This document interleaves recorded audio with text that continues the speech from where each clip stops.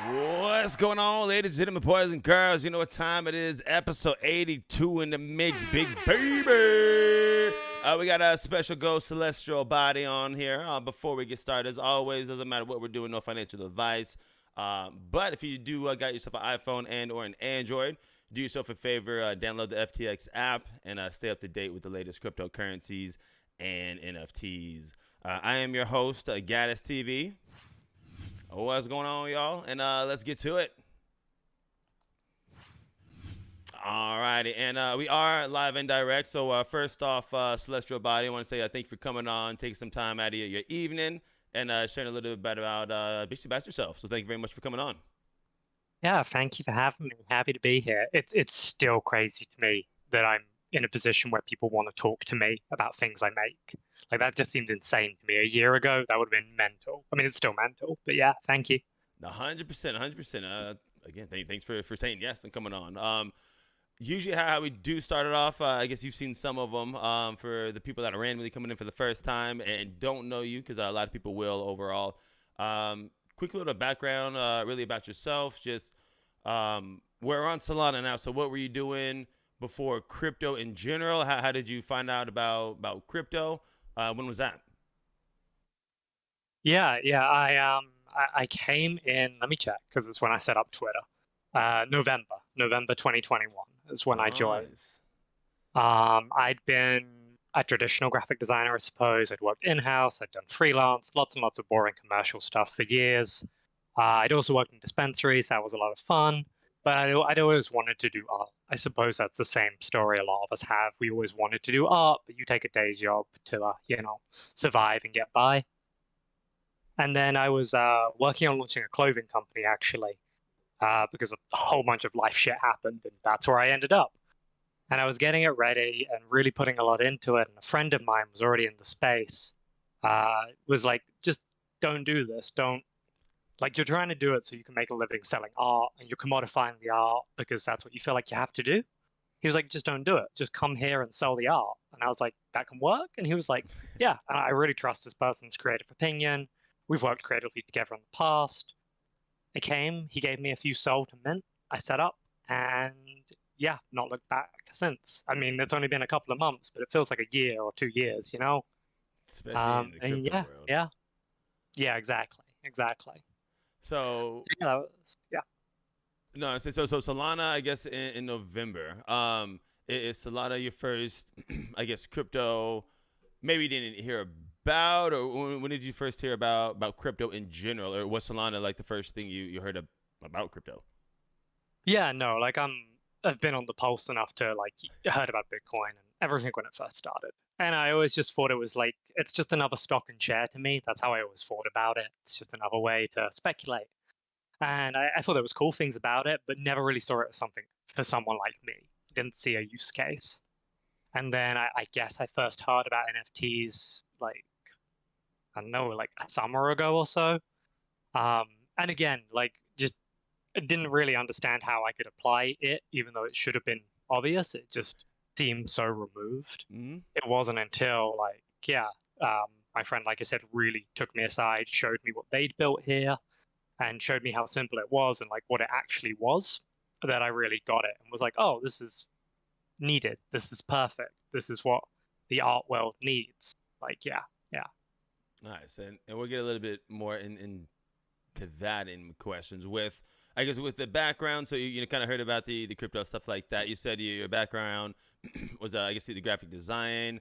When did that start? I guess was that started early age, maybe not the exact job, but like knowing that you want to create things, stuff like that at an early age, or was it something back in school you were like, F art, I'm not gonna like it, and then something changes? Like when is that first, I just like memory where you're like, hey, I wanna, I guess, create this or design this? I think I liked, I've always liked the idea of conveying a message or emotional story. Like, and I feel like a lot of artists probably have that similar thing. Like, you've always wanted to create something. For me, it was I'd be overwhelmed by feeling at times, and now I know I'm bipolar, so that makes sense. But at the time, it was just so much feeling it had to come out some way, and I wasn't good at drawing. I wasn't good at anything traditionally artistic. I'm not musical. So I was trying to find a way to have that vessel, as it were, have that expression. And I was like 16, and they taught like an intro to graphic design in my school for like a term kind of thing. And I loved it. I could actually make something finally by using like an old version of Photoshop. I could finally make something. Mm-hmm. And I was like, oh, holy shit, I can't draw, but I can make stuff. And that led me to graphic design. I went on to do that at university. And then, yeah, it's been about 10 years I've been working in the field, maybe about 11 or so I was working in that. Nice. It fucking sucks. I hate it. You know? Anyone who's designed a product package or a brochure for a school will know how like soul destroyingly uncreatively creative it is. Okay, I was say you kind of explained on that for, I guess, for the people that are listening, because I'm sure like just on the outside it sounds like, oh, creating things, everything like that would be awesome. You know what I mean? Why for the people that don't know, or for the people that are listening that are creative designer, when they're sending back to like yep. Why?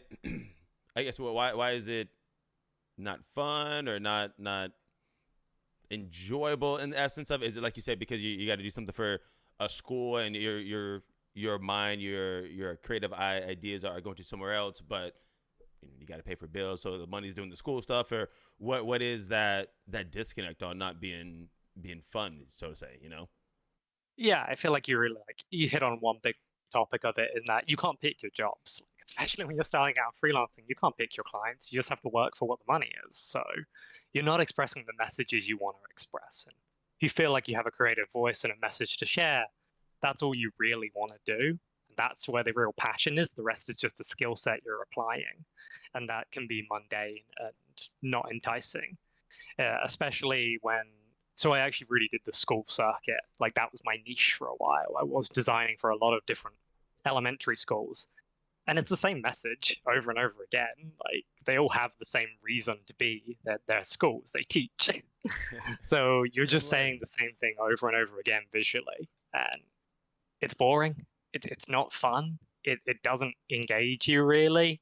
Yeah, I did things I was proud of, like aesthetically proud of, but not that I wanted to do. And at university, you get all those nice freedom briefs. You get like briefs for world-changing charities, and you get briefs for redesigning museums. And those are the things you want to do. Those are the things that you feel have impact and let you flex. Doing like a cost-limited brochure in a 500-piece run that's got to be 2 pages only or 4-page double sides, you're like, oh, fuck me. I can't do anything here. And yeah, even when I got like, so I started working in cannabis as well. In Canada, it's legal. Don't worry, guys. But we're good. We're good, feds. And even then, I was doing some packaging design and photography. And yeah, it's really fun the first like couple of months of doing it. But again, it's just repeating a message, and it's not your message. Right. And I guess that's the artist ego we kind of all have. We want to share our message. I don't want to share someone else's message, especially when that message is buy a damn product. Like. And it's not yours, it's like, oh, fuck. No, exactly. I don't even get paid for that shit.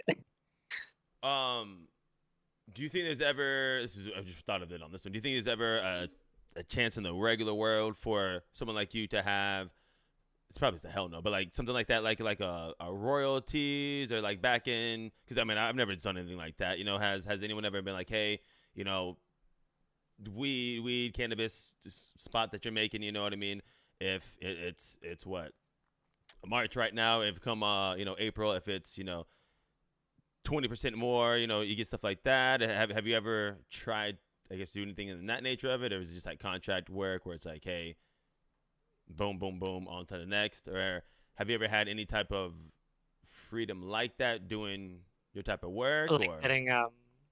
Getting a royalty back for work you did based on the success of a project. Yeah, it sounds like it'd be amazing, but it sounds way too good to be true. So I was like, I might as well ask the question. It never happened, but yeah, it would be amazing.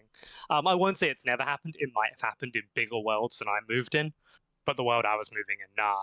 It was I got a pay raise at one company because I was doing other work there. Then I said, I can do your design for a pay raise. But other than that, no, just fixed rate. Here are the hours you're going to work. Or no, I'd say here are the hours it's going to take me. Here's what it's going to cost. Right. Bing, bang, bomb, done. Like, yeah, no royalty, no kickback, no, that project did well, here's a little extra, nothing like that. With the, I guess, comparison on I guess doing it like that, being in I guess with the Web 2 world and the marketing that way. Like you just said, on having I guess working for a company, so to say, are and they're not gonna be exactly the same, but are the and the struggles might not be the proper word, but are the obstacles kind of the same on working from that and then starting like you said, getting your work onto like not just Solana but like crypto, the NFTs, like what type of similarities are there similarities on those two type of worlds, or I guess what's the benefit of one compared to the other? Um, I'll be honest, I've not entirely thought of the direct comparison. Like, the similarities from my point of view as I'm answering a question visually, like I'm answering something, um, and providing that communication visually. That's always what I set down to do when I go to make a new art piece. It's what am I trying to ask, what am I trying to answer, and how do I do that? And that's the same in everything. But I don't know. I really hadn't thought of like the two side by side like that. One to me is just a commercial job that uses a skill set and an ability. The other is art, you know?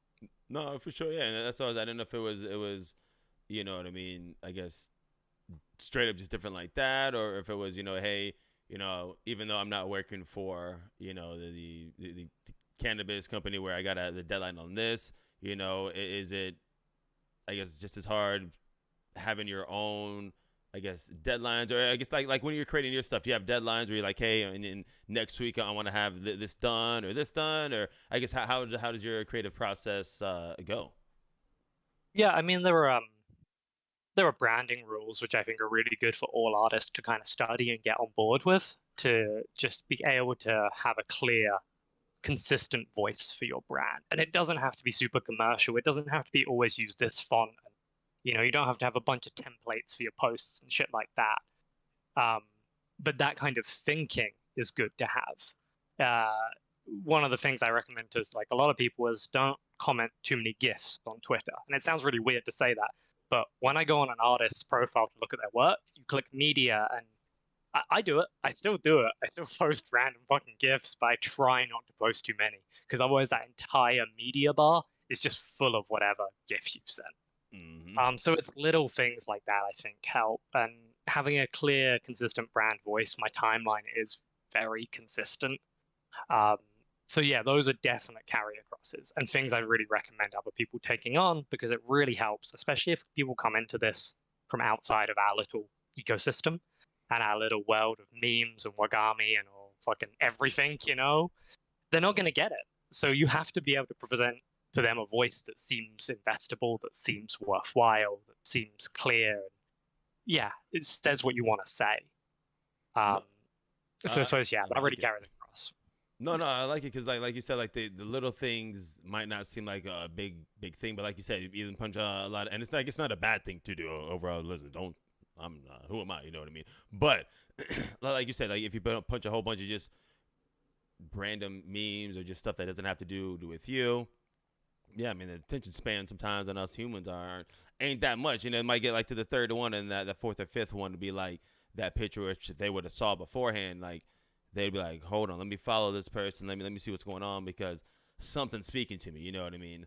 So I think it is smart, like you were saying, to make sure like the branding is proper on there. Is that something you kind of knew you wanted to bring along over from, like you said, the regular Web 2 world that way, or is that just something kind of just in life you kind of just structured like that, or what did you have that game plan coming into this? It comes from my teaching, like comes from how I was taught as a designer, Sure. obviously. So it's kind of ingrained in me. But I just think it's a valuable way to do things. Like when you get into branding, it's not the logo. Like the logo is an extension of the brand, but the brand is your core values. What you are here to do, how you are here to do it, and why you're doing it. And your logo should express those things. But those are the important things you find when you're doing brand discovery with someone, when you're rebranding, when you're building your own brand. And having those answers gives you solid foundation to build from. Mm. And it gives people something solid to hold on to as well when they come into it. So you can't expect people to invest in who you are if you haven't clearly defined who you are in this space and what you are here to 100%. do. So yeah, it is from where I'm taught and it is what I do, but I don't say, oh, I'm going to bring branding into this. I just think you should always bring branding into it when you're doing something like this. With branding, what is, I guess, your brand? Like what type of, I guess, art? Because I mean, of course, on the Twitter right now it says that the Braille type blah, blah, blah. See, I can't even talk. It's okay. I'm just gonna skip that word. This is, you see. Typography? Thank you. There we go. Listen, Yeah, no worries. poetry and photography. You know what I mean? What are those your cores? How did you get into, I guess, those types of like artists? Like an artistry. I don't know. I'm trying to be all super smart now.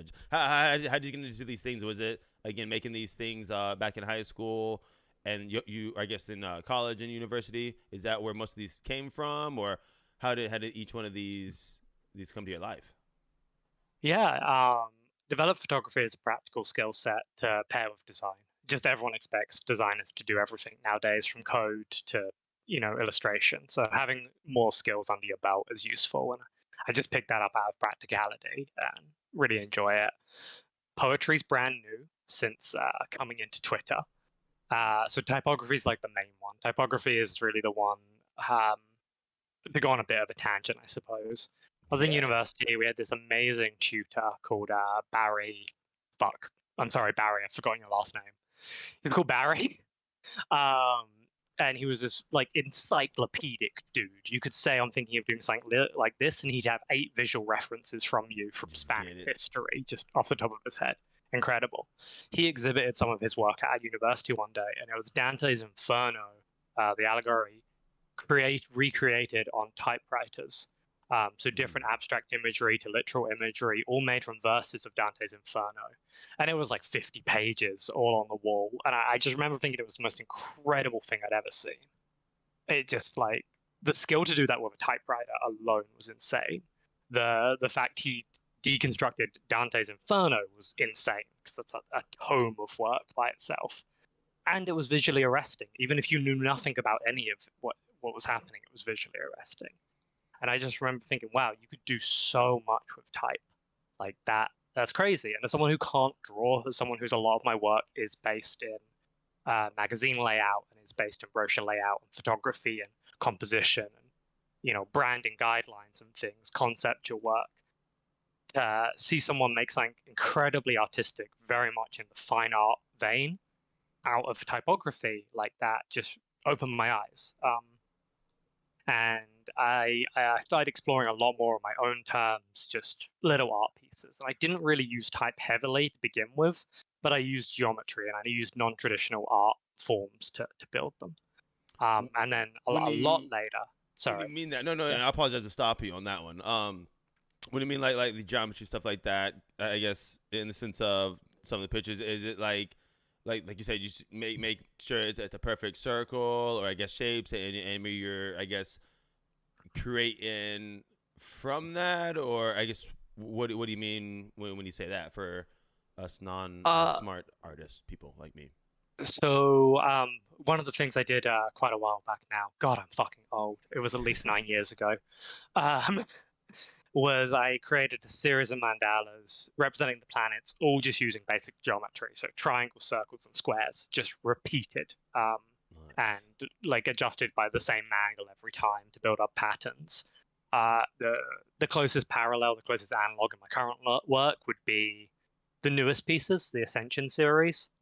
They're in that little pin tweet I have. If you go on that thread at the very bottom, there's 2 of them. Sight and mind. And so that kind of work, but the building blocks were just circles and squares and stuff. So just building stuff out of geometry, very basic geometry. Nice. And then, kind of maybe dumb, maybe not dumb question. The typography as well, and is that I guess as it sounds, like literally using a typewriter and hitting it, moving the page, hitting it, moving the page, hitting it, moving the page, or I guess. How is that? What is that for people who don't know what that is? Yeah, not a dumb question at all. Typography is just the handling of type, the creative use of type. So anything is typography, really. The brochure design, book design. Typography can be a lot of things. I guess for me, it's creative typography specifically, which is using letter forms to make shit. Mm-hmm. I landed on Braille, and I talk more about this in like an In Bloom article, but I landed on Braille basically because I was in this point in my life, and I just felt like people couldn't see and weren't feeling enough of the potential they had in their own hands. Mm. And I was just thinking of creative ways to express that. And Braille is a natural way to express that you're not seeing something. And by making the Braille flat and having it illegible as Braille technically, because it's not raised, it was reinforcing you're not feeling these ideas. And because you're not feeling them, because you're not able to read the Braille through touch, you can't read it. So you're not seeing it either. Your lack of feeling is your lack of vision, and the two are interconnected. And I wanted to express ideas, ideals, and identities that were lacking visibility and lacking connection. So yeah, I guess No, that's where that kind of comes from. I like it, and it's deep too. You know what I mean? So, question, because I'm a visual person, and I mean, I know Braille as, you know, like you said, blind reading, stuff like that. And when you're making the art like that, is it? I guess is Braille, like making just I guess like the different dots, different sizes, things like that, or and like you said, is that how you're making the images? Is that what Braille is, or maybe a dumb question, like are you like spelling stuff out in Braille? You know what I mean? Which again, like, and it said it's not raised, but like how?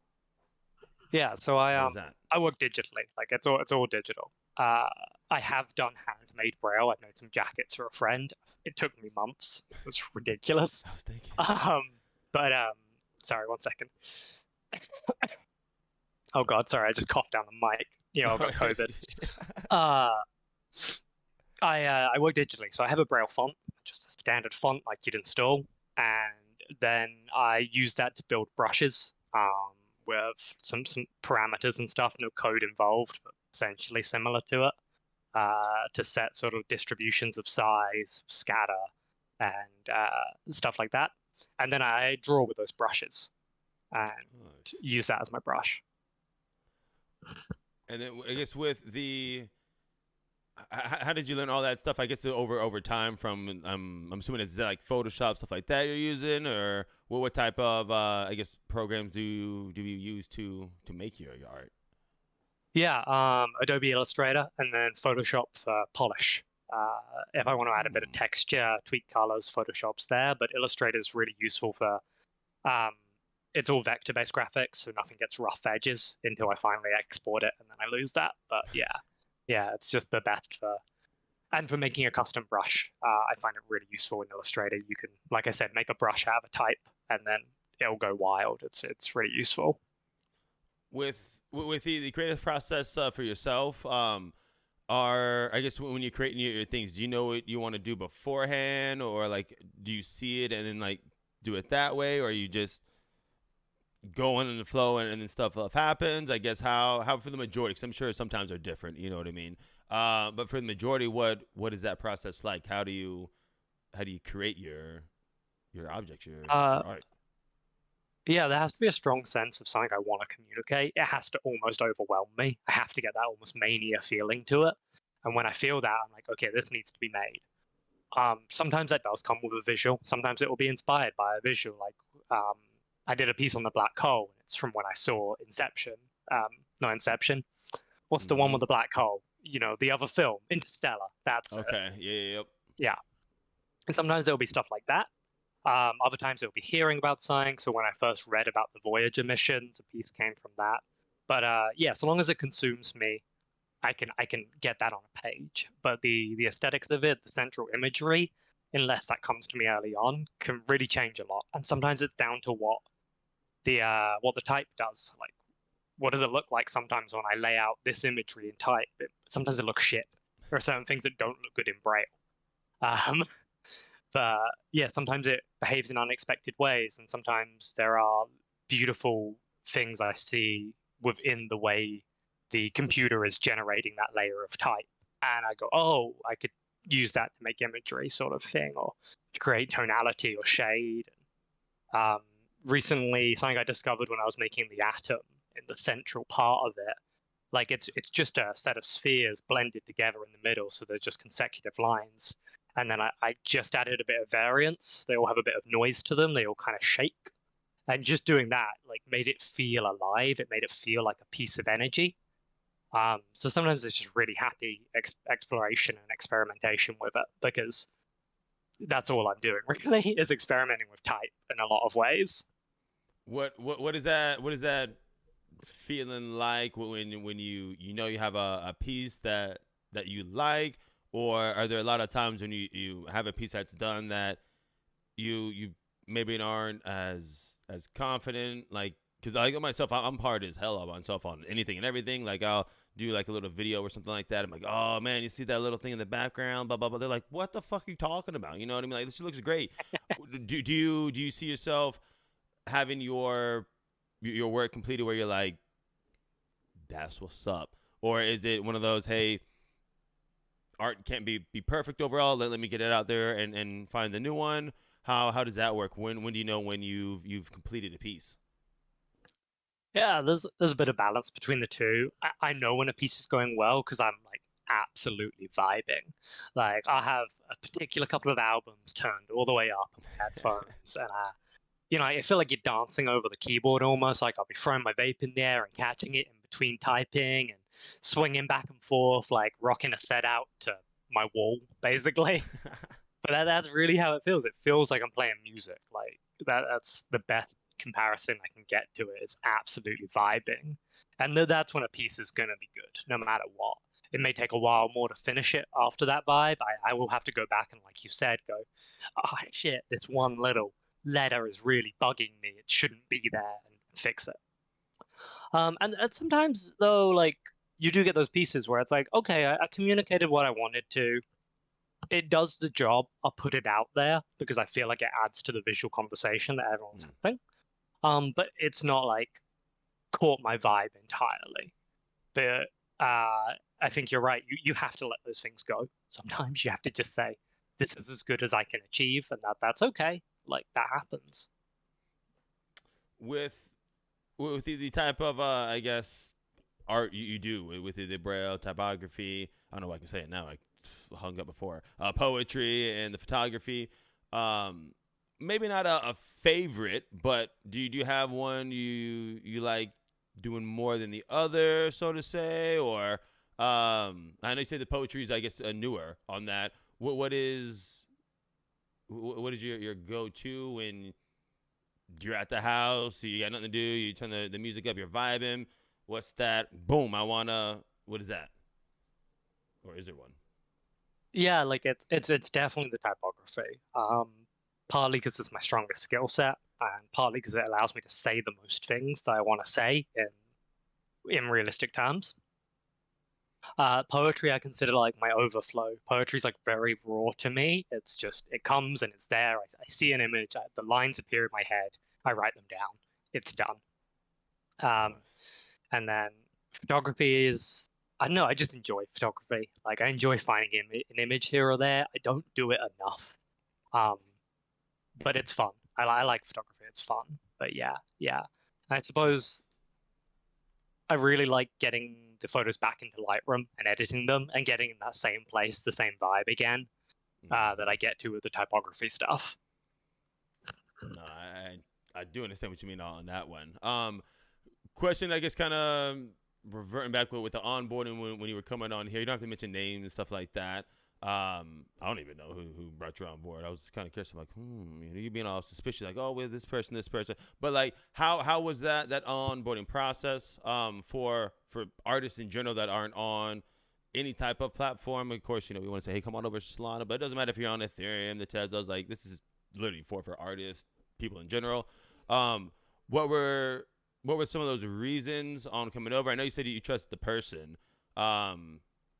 If you can speak on why you trusted the person, or like what was your reasons coming on over to Solana? Yeah, so the person who onboarded me is Xeno, Xenoverse, that entire project. Yeah. Little pixel master that they are. So obviously they had a good foothold. They'd already launched Xenoverse by the time they bought me in. Um, and yeah, Solana was just easy. Like, I was surprised by how easy it was. Like, they held my hand, don't get me wrong, they walked me through. But once I'd done all the steps, I was like, oh shit, that's it? Like, that's it. I didn't have to code anything. I didn't have to, hack the mainframe, do anything like that. Yeah, it was a really nice, simple process. On the process, not to put you on the spot, you don't have to do it step by step, but on a quick overview, like, what is it? Is it just getting a username, getting a site, putting music up, your picture up, uploading it, or what's the overall process for someone who's like, I'm thinking about doing it, but it's way too hard. What is that process like? Yeah, I mean, I set up a Twitter. I actually started this when I was in hospital recovering from surgery. So I spent a Damn. couple of weeks, which I'd encourage everyone to do, not the hospital bit, but spend a few weeks just talking to people in the space and being a name first, like sharing work, talking about your work, and commenting and interacting and building relationships and friendships. And then I just went on Holoplex and minted a piece on Holo because I was only going to do auctions, little one-of-ones, and there was nowhere else to do auctions at the time. It was just Holoplex. So, Easy choice. minted on there. There's a few confusing things about Holoplex's UI that we're all familiar with that might have been fixed now. It's been a while. But yeah, I got walked through those little bits and pieces, the nuances of what's a tick size, stuff like that, the gap and all of that. But yeah, it was really, really straightforward. So I would say to anyone out there listening, thinking of starting, come on into the community, talk to some artists, build some relationships, share some work, and then when you come down to that technical side and get ready to do your first sale, A, there'll be 100 people ready to help you. Mm-hmm. And B, don't feel overwhelmed because it all seems like a lot of confusing code stuff, which is what it felt like to me. Like, blockchains and NFTs, it's very similar to uploading your work in other places and setting a price and letting that go. Once you understand those things, it's simple. And I hope more people join because I love seeing new art and it just gives me more things to write about. So yeah. No, I love it. With the I mean, I've asked it before, and I don't know. It might be a weird question, maybe not a weird question. And again, every artist would be different. How did you find at first finding your price point where you're gonna do like the auction stuff like that? Because I'm sure a lot of people coming in they don't know where it is. You know what I mean? Of course, say they do all the right steps, talking to people, and genuinely like people like talking and not just talking so people can like them type of deal. Of course, everyone wants to make money, stuff like that. How do you think the proper process should be on finding your range or your medium? You know what I mean? How did you find yours? Yeah, I think whilst you're coming in and growing, auctions are a great price discovery tool. If you come in fixed price, then you are kind of capping yourself in a sense. It's more difficult to raise a price. If you lower a price, that has some negative connotations. It's not saying you can't do that, but I just think when you're new in a space, price discovery is really valuable, and an auction is the best way to do that. I'd also really encourage people. I'm not just saying copy the shit I did. I just think it's helpful that I auctioned one piece at a time, because when you're new, you're growing exponentially faster than when you've been in the space for a minute or two. You're showing people your work for the first time. You're making those connections. You're getting that first, like, sort of shoot of growth. So from one week to the next, your value might actually go up. And if you've got 3 pieces in the can and they're not really related, you just auction them all at once, you've got 3 pieces then at a fixed value that might have actually changed. But now when people look at your work who are new, they're saying, well, 3 pieces have already sold for this. So are they on an uptrend or are they static? Whereas if you do those pieces 1 week, then the next, you're just giving yourself time to grow. You're giving yourself room to breathe, and you're giving collectors room to breathe. And it was a piece of advice I got early on after my first couple of sales, which is don't just dump everything you now have into an auction straight away, because you take away all scarcity, you take away any feeling of being special, and your collector base might be small. You might actually have only 4 people who really are buying your work at that stage. If they've all got one and you offer 6 more pieces, you've got more pieces than collectors of that. So take it easy. Like the space moves so fast, it really does distort your vision of what's happening.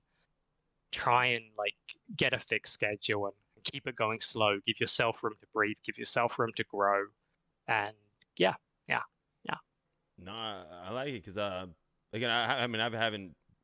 Well, I mean, I guess I minted stuff. I haven't put anything on to be minted, as in like art stuff like that. Which it made sense when you're saying that as well, because yeah, I mean, say you put everything on at once, and again, everyone you either get your stuff, which of course is great, but at the same time, like you're losing the. I guess it could go good or bad. It could be like, hey, you know what I mean? It started good and now it's coming bad, or vice versa. But I do think, I guess, business wise, because at that part, even though you're an artist, you are a business because you're selling your stuff. That makes sense, on that and stuff, because you don't want to cap it. And then again, you dump everything, then shit, and then you gotta worry about it, and then you focus in on hey, now instead of making the art for the weed place, now you gotta make art for yourself because everything's all there, and I don't know, it just seems like a whole just easier done that way because just less stress in general, and personally, stress, but Yeah, yeah. with some of the stuff you are working on, like the pin tweet on the 7th. I think you said it was two things you're selling, or what are you working on now? What you got going on? What we're working on. So yeah, I got my first. This is my first collection where I've said, hey, there's going to be this many pieces in a collection, and they're all mandalas based on the chakras. Obviously rendered in Braille. So that's an ongoing series. We've done 3 of those so far. Is this what I'm looking at now? Because I'm pretty sure you just talked like Spanish to me. Because I'm not that smart. What is made? I know you just said, like, I know that's what it was, but yeah. Hang on, it's all right. Do you want me to shoot you a link to one? That'd be easier. Sure. Yeah. Yeah. Okay. There you go. So chakras are the ideas of naming the individual parts of our moods and meanings and feelings and selves, I suppose. They're a way of codifying the different elements of self. I'm probably butchering that to someone who's really deeply studied these. I am a slight outsider on it, but I like the idea of expressing the individual parts of ourselves, from our emotive heart to our physical voice to our logical brain to our root and structure and self-identity. They're important to, I think, be aware of because they came about from thousands of years of humans studying themselves in that massive space of time from before we got to where we are now, where a lot of people for a lot of time just had themselves to sort of study and the human condition to study, as it were. So I think they're an important expression of self. And the series really started from trying to make a piece about the ascension of self, how we ascend beyond our ego and come more at one with the world as a whole. So they're all about finding that balance. They're all about expressing those individual aspects of personality and humanity, and doing so in a way that should be quite classically beautiful, because that is harmony. Harmony should be beautiful, I think, to a sense. Each one takes a central icon, which is the individual icon of each chakra, and uses that as the basis for the entire piece. So the mind one is a multi-petaled lotus flower, and it just blooms outwards from that. The eye is kind of this almost eye-like symbol with just 2 lotus petals, a triangle and a circle. And so, yeah, it's using that iconography, using that ideology to create something that hopefully resonates in harmony with people and hopefully expresses aspects of ourselves and reminds us to connect with those aspects and ideas. And it doesn't have to be super spiritual. It doesn't have to be a subscribing to a new religion or philosophy or whatever. It's just being aware of the individual parts of yourself and using that to make better decisions in life. No, I mean, like you said, like even the one we're looking at now it's geometrically eye pleasing as well. You know what I mean? So on this, is this like, I guess, the typography as well? How you're doing these? And I apologize if I'm butchering all the names and everything. But like I'm a visual person, so like how is this one made? Because I'm trying to see if I can zoom in. I don't know if it's gonna zoom in because of good old Oh, so if this you like. want to zoom, this is one thing that annoys me about Twitter. Yeah, in the place you are now, if you right click and then open image in new tab, it should open a full size version where you can zoom right in. Word. Listen, And then alpha you should be able chat, to zoom on that. alpha. You didn't know we could get some zoom outfit on this one. Pow! There we go. Because I was like, Yeah. I knew it was words, stuff like that. So this is, I guess, a little bit of everything. Because like you get the braille, you know, the words. How is this stuff like set up? Do you have, I guess, like an outline overlay where you're doing like that, or are you doing like the triangle first, or I don't know what shape this is. I think you said it, but it looks like a petal, little flower petal. Yeah. Um, Low. how do you make this? You know what I mean? I know you kind of explained it before, but for the Start, visuals. I always start with the inner ring. So I always start with that symbol in the middle, in fact, like dead center. Because that's the symbol that's going to inform the thinking of the whole piece. That's the core symbol. And sorry, I got a cough. Sorry. No, you're good. And this is all in overall, basically Illustrator for the most part, or All Illustrator, yeah, all Illustrator. So this one was voice. So I had two things to consider. One was the little symbol in the middle. That's the historic symbol for it, and then trying to represent voice. So it's meant to represent sound waves or a speaker cone. The middle is very messy because the middle's the center of the noise, and the poetry there is raw and quite short. And it kind of reverbs out and then bounces back inwards, which is why it's bright and intense in that middle. And then the next wave, the poetry becomes a little more clear. The message is a little clearer. It's a little bit neater, nicer written, I suppose. And so the outlines of the petals begin to form because if you express clearly, your ideas will bloom in the minds of others.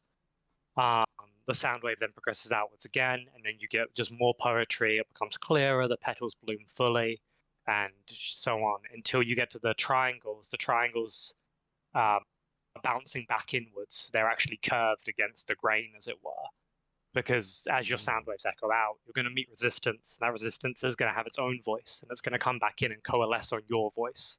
And it's kind of a void. It's darker than the surrounding because it detracts from your voice.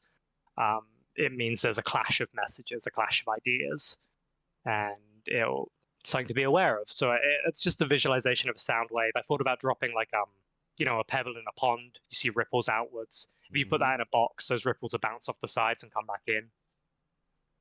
So yeah, that's just it. And all of them start from the center out. I find if you try and build an outside background and cover it up as you go, it gets messy. Pieces don't interlock correctly. You end up covering things up. So this was all built inwards out.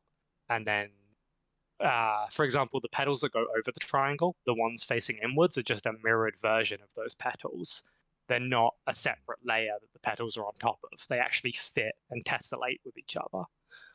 It just looks cleaner overall.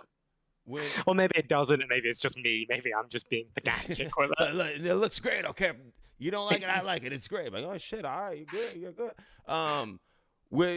With the creative process, because like you just said, there's, I guess the beauty that I like about art is I forgot the proper quote, the whatever is in the eye of the beholder, you know what I mean? Like the essence, the value is there.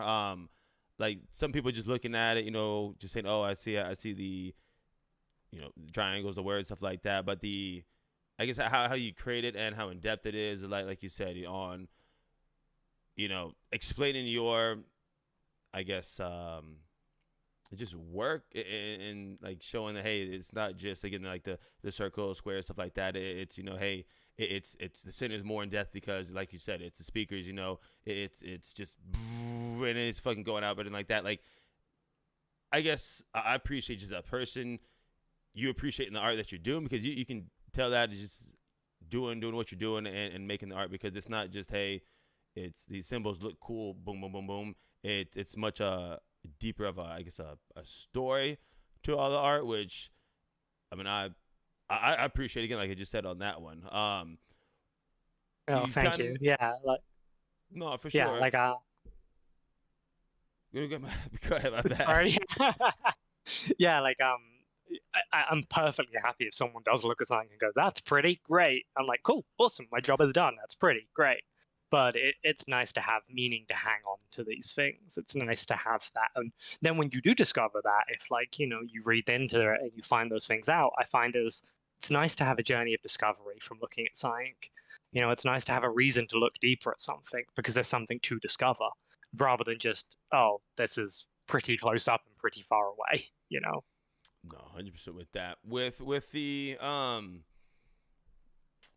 well, I guess, but beforehand, before like the crypto and stuff, did you ever like sell like any art? I guess any graphic design stuff that you wanted to do for something, or for the most part, was it just kind of stuff you're creating because you're enjoying it and doing that, working, or did you ever sell like your art before crypto?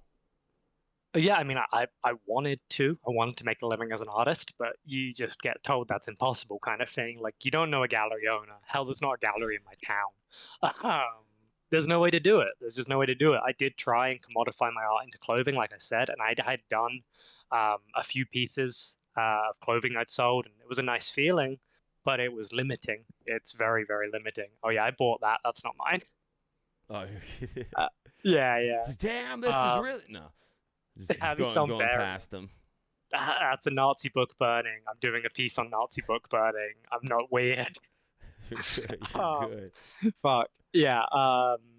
Yeah, I've done some clothing, but it's a really limiting medium with what you can do. And actually, one of the pieces I designed, one of the few pieces of clothing that I sold, I actually did as a participation NFT, and was like, "Hey guys, I made this before crypto. I already sold it, so it exists in the world. Like 5 of them exist in the world. Let's share that out." Because I had started doing some clothing drops with my artwork here as well. As like just the winner gets a piece of clothing that matches the artwork. And people really wanted more clothing, so I was like, well, here's something I previously made. Here's one I made earlier. So yeah, I'd done that, but I'd never really sold just artwork.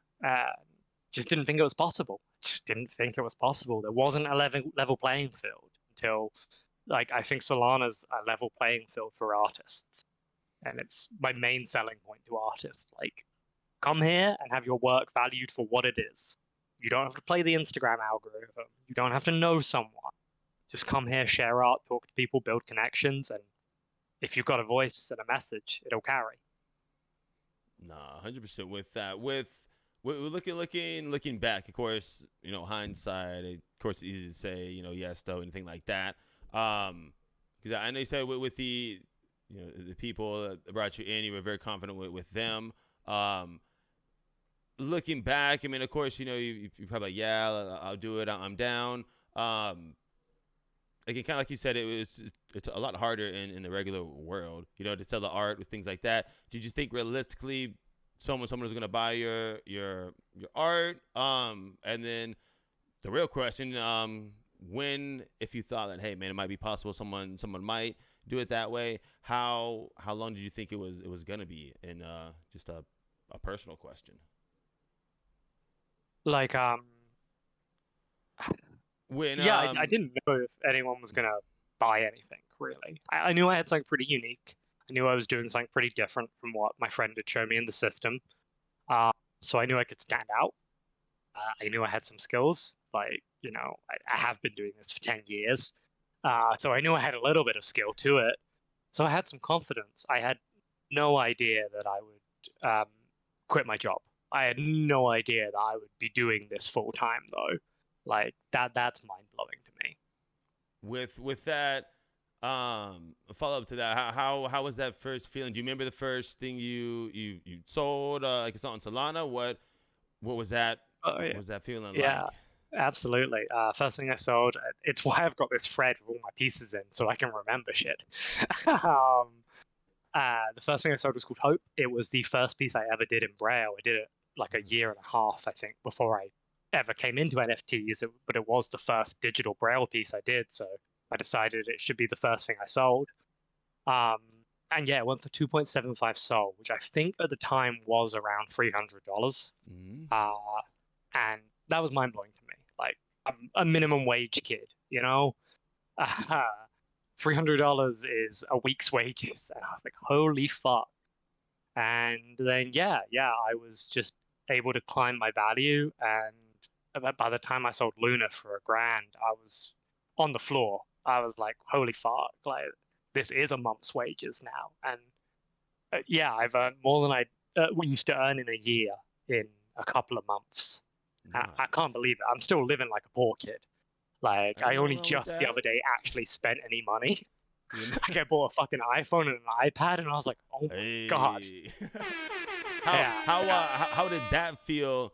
I guess one, having it in the Phantom wallet. You know what I mean? And well, I'm assuming it's the Phantom. I don't know what wallet you're using. But how does it feel with having it there and actually like taking it out? You know, because I've tried to send people where, you know, it's one thing to be like, you know, hey, it's $1,000 in the Phantom wallet compared to, hey, I just bought an iPhone or something else with that. How was that, like a surreal feeling as well, just on doing that, or how does that? Yeah, like I said, minimum wage kid. Every phone I've ever bought has been 5 generations behind in secondhand. Like, buying an actually new item, and I pre-ordered the fucking new iPad because my eyes are dying here looking at a screen all day. It was insane. It was insane. I like, and it took me a while to do it. I had a lot of money sitting in my Phantom wallet in USDC, just sitting there because I did not know what to do. I hear you. And then I was like, I really needed a new phone, and I really needed an iPad for my eyes, and I like couldn't bring myself to buy it almost. And then I was like, what the fuck am I doing? I've got like 25K here. What the fuck am I doing not buying this? A, it's a tax expense. I can write it off for business. And B, I really need it and I can afford it. I just couldn't get myself to understand that I could afford this. Like, it's insane. It's the best feeling in the world in a way. Like, the only thing better is knowing people look at my art and share my message. Like, that's better. But, in a real world perspective, eating rent is also better. That's not too bad to eat and have a little spot. Eating's pretty sweet. You know what I mean? Hey, summer growling. I don't want that happening. No, I do hear you on that because I mean, if people are like listening to journal, I'm that diamond hand holder where I never take anything out. I had to because like you said in one of those real life things, my car was going to shit still kind of halfway ish, but like I was able to take some of that and buy like a new alternator, which I'm like the little things like that, like it's just fucking it's so real because you're like, what the fuck, like damn, you know what I mean? So I like hearing I guess the stories like that because one, I love I guess hearing that people are doing better than me and that's and stuff because I really haven't made anything in that, but like you can hear sometimes like even when you were saying the stories, like you hear in people's tones just the trueness, the realness, the genuine, and I think that does resonate even like over the airways and people could be washing dishes, you know what I mean, like damn, that's a hell of a great ass story, you know what I mean? So I love one that the story is you making it happen because again I'm sure there was times when you were talking with your buddy and you're like, I'm not going to do it. And then just took the leap of faith. And again, I guess all leaps ain't like going to make it on that. It sounds fucking shitty on that one. But you never know if you don't try. So anyone who's listening, do stuff, try. And I was just looking at the time as well because I got you at 54 minutes right now. Usually I'm good at 30 minutes, but I've been thoroughly enjoying the conversation. Sorry. No, you're good on that. Again, I'm like I said, I don't want to hold people on forever, and I'm great at doing that. So the last couple questions, because again, I don't want to take your whole evening or anything like that. Sure. With the stuff you are working on, so that's out right now. That was on, I think it was Exchange. Is that correct? Or people that are where can people find your work right now? Function. Function is auctions. Exchange is my secondary. Some people do Exchange for secondary. They're just the OGs at that. But Form Function will be the auctions. I've tried every auction platform. They work best for me, but that's just me personally. It's not saying they're the best, is what it is. And I have a new piece I'm working on, but I don't have anything posted yet. I probably should have posted something before we started talking, but I didn't do that because I'm a scrub. Any alpha for the random people that will be listening in and be like, Let dang, me. he Oh, you know did what I say can this. do? I can And you don't just have send to, it to of you course. really quickly, and you can pop it on that screen, and that'll be beautiful. And do it to the Twitter, just because if I go out of Yeah. the podcast one, just because Nice if and I easy. pull it Let's up. see if this file. I have a problem with how big my files are. They're too big for anything. Anything. Yeah, Let me literally, know. Twitter. Maybe I can post it. Maybe it's just not messaging. Sorry. No, it's all good. Very While you're trying to do that, I'll make you try and do double the work and think and move Yeah, the go mouse for and it. everything else like that. The URS and the ministry art. You got that in your Twitter handle. Why do you love them? What are they? What are you just working with them or Yeah. So one thing I've just tagged you. I put a post up with the piece in because it wasn't going through on messages. Oh, So hopefully that nice. worked. Although I don't see that on my feed either, so I don't know if that did work. Fuck me. No, I think Sorry. you're Yeah. good. You're good. We got the alpha alert on here. Looks You're the like alpha. the hand and everything. Yeah. Yeah. Um, so the URS is a great collective of one-on-one artists. If you want to kind of follow every single one-of-one artist in the space nearly, but without following them all individually, that's a great way to do it. And they really welcomed me in when I first joined. Just a great way to connect with other artists. We share stories, we share trials, tribulations, and we help build each other up. And it's great having so many different mediums and artists all in one space just to vibe with each other because so much comes out of that. And that's been really amazing. And it helps people coming in set up things like how do I promote my auctions? How often do I tweet them? What format should I use? How do I post on Exchange? How do I do these little things? So we're kind of like that one-stop shop for all artists to get advice from and build each other up. The ministry is a project Toshi and Boo and Chardy and Soft and a few others have developed. And I'm part of that team. It's really looking to bridge the gap between the traditional art world as it currently stands and the new art world as we know it through NFTs, and reaffirm to that old art world that this is art. There is no difference just because we encode it on a blockchain.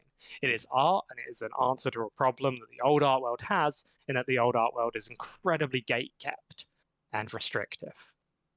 We intend to bridge that gap, and that's obviously already happening. We already know there's been NFT auctions at Sotheby's and Christie's and stuff. It's happening, but this is designed to be a grassroots organization that from the ground up brings artists from Solana, hardworking artists, into the limelight of the greater art world. You don't just have to be the very best-selling artist on F to get noticed by these people. We want to make it wholesale for everyone. And to that end, ministry of representation and promotion for artists, help with marketing, help people develop their brand. And also are going to be doing things like hosting Culture House, which will be a sort of answer to Hacker House, but it will be very much just art focused. I know Hacker House is code as well focused, but Culture House is purely art focused. Looking on hosting the first one of those in London this year, hopefully. So really just, a way to bring the best parts of the traditional art world into the NFT space and then bring the NFT space into the traditional art world. And there will be some more exciting things developing with Ministry. I'm not allowed to talk about all of them. Come on. No, you're good. I know, right? I'm literally looking at a list of shit I'm allowed to say right now. Yeah. I've covered everything I'm allowed to say. There will be merch. There will be a way to enter into the ministry for other people. There will be more to this, a lot more to this. But as for what the ministry stands for artists and art, and that's the core values of the ministry. Nice. There will be wider things for the ecosystem, but yeah, we're for the artists, number one. That's all we care about. No, I like it, and like the idea because I've seen the name honestly, of course from Twitters and stuff like that. I haven't really known exactly what it is, and the Hacker House of artists sounds very interesting. It seems like that can be a huge Like you said, like the culture house. I mean, just like the culture, you know what I mean? It's just everyone bringing in their artists might not know what it is. They can talk to people like you or other artists that are on there and have the more confidence to come on. Doesn't matter again if it's the foundation. Because the foundation's all in ETH, correct? Yeah. Yeah. I don't know. We have it, artist to artist. You know what I mean? But that's just interesting. Hopefully I'll be making enough money somehow, some way to get a plane ticket to London or some shit like that. Because 1, I've never been to London. 2, that'd be awesome. 3, I'm not gonna lie, that plane ride from the States to London is like it's a whole bunch of water. But it's a whole bunch of water. Yeah, it's a whole bunch of water. With the, I guess, kind of close it up on this one with the closing comments maybe not even concerns, just closing comments. Is there anything else we haven't really spoke on too much that you wanted to, I guess, bring up either on the podcast, or I know you brought a lot of stuff up that you are going to be working on. Anything, I guess, that we haven't really touched on that's been on the tip of your tongue? No, that I can think of. You're a great host. Yeah, no, I feel like if you're an artist in the space and you need help, just message me. My DMs are always open. I say that at the end of every single time I talk anywhere, really. Where can they find you at? For the people that are listening and don't know? Oh, shit. Celestial Body at Twitter, but Celestial is spelt wrong. Celestial is Celestial Body. There's a missing E because I was on a lot of painkillers when I made this account. I was recovering from surgery, and I didn't realize it was spelt wrong. So that's where you can find me. That's it. I exist only on Twitter. I'm a figment of the Twitterverse. I don't exist in real life. I heard that. Last question. Put you on the spot on this one. What do you want to be known for in the Solana and the art community in general? Fuck me. Yeah. I want to be known for I want to be known for the messages I put out. I want to represent the ideas, ideals, and identities that are underfelt and unseen, which is the core ethos of what I create. Those identities, ideals, and ideas all change and progress and develop as I grow as a person, hopefully. But I want to be known to have expressed that in a unique way. I want to have my own voice out there. I want that egotistical thing we all want. I want my voice to be heard, you know? I love it. On that one, I'm gonna wrap it up then. Awesome. I'm gonna kind of do the same thing that I did before. I'll go ahead and mute, but seriously, thank you very much for coming out and taking some time out of your evening and sharing about yourself and your art. So, for real, thank you. Yeah, thank you. It was sick. On that note, stick around real quick. Ladies and gentlemen, boys and girls, once again, let's get it. Episode 82 in the mix. One more time, if you're not already, Celestial Body. Go ahead and hit him follow on the Twitter. And what's going on, Ma? I see you in the chat, Mama. Until next time, stay fresh, stay clean, stay positive. Hit the follow on ThugBirdz, ThugBirdz Pod. And one more, y'all. Stay fresh, stay clean, stay positive. And you know what time it is.